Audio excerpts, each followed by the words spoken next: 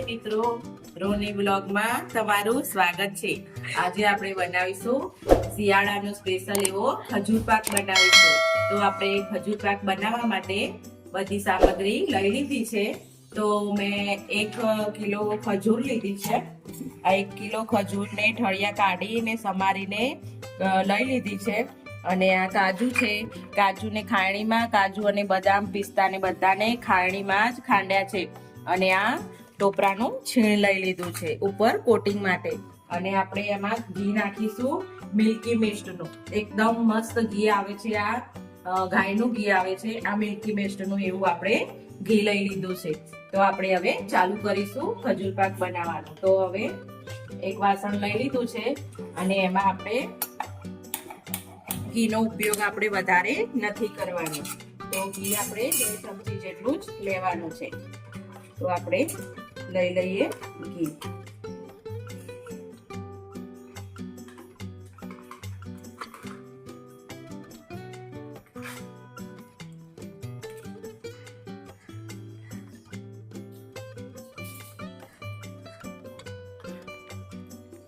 અત્યારે મસ્ત એવું મિલ્કી મિસ્ટનું ઘી એકદમ મસ્ત આવે છે અને શુદ્ધ હોય છે। બસ ઘી આપણે આટલું 2 ચમચી જેટલું લેવાનું છે। અને આપણે હવે એને ખજૂર બધી સમારેલી છે બધી અંદર એડ કરી દઈશું। બધી ખજૂરની અંદર આપણે એડ કરી લઈશું અને ઘીમાં બરાબર એવી શેકીશું। અંદર ગોળ નહીં, ખાંડ નહીં, કશું જ નહીં, એકદમ નેચરલ ખજૂરના ટેસ્ટ વાળો આપણે ખજૂર પાક બનાવીશું।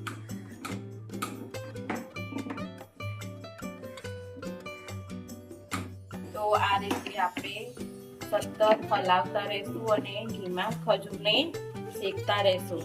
તો એકદમ આપણે આખી ખજૂર દેખાય છે એનો એકદમ આવી રીતે કરીને અંદર થોડી મેલ્ટ થાય, ઓગળી જાય એ રીતની કરવાની છે। અને ધીમા ગેસે એ બધી વસ્તુ કરવાની છે। તો આપણે એવો ધીમા ગેસે કરવાથી એવો ખજૂર પાક એવો સરસ થાય છે। આ રીતે વચ્ચે વચ્ચે આ રીતે ભાગતા પણ રહેવાનું ખજૂરને। તો ખજૂર પાક એવો મસ્ત લાગે છે અને જલ્દી ઓગળવામાં એને ટાઈમ પણ નથી લાગતો। અને છોકરાઓને પણ ભાવે, મોટાઓને ભાવે એવો મસ્ત એવો ખજૂર પાક બનીને ઘરે તૈયાર થશે। બહારનો ખાવો એના કરતા ઘરે થોડો ટ્રાય કરીને બનાવો, સારો રહે। અને મસ્ત એવું ઈઝી રીત છે એકદમ, કઈ જ મહેનત, થોડી મહેનત છે ખાલી આના માટે, બાકી એકદમ ઈઝી રીતે બની જાય છે। ના આવડે એવું કશું જ નથી આમાં। આ આપણી એકદમ ખજૂર મસ્ત રીતે હવે થઈ ગઈ છે, એકદમ મેલ્ટ જેવી થઈ ગઈ છે। તો આપણે એમાં નાખી દેશું અને ગેસ પણ બંધ કરી દેશું। અને જે કાજુ ને બદામ ને એવું બધું હતું એ બધું આપણે અંદર એડ કરી દેશું અને બધું એવું મિક્સ કરી લેશું, કાજુ, બદામ અને પિસ્તા।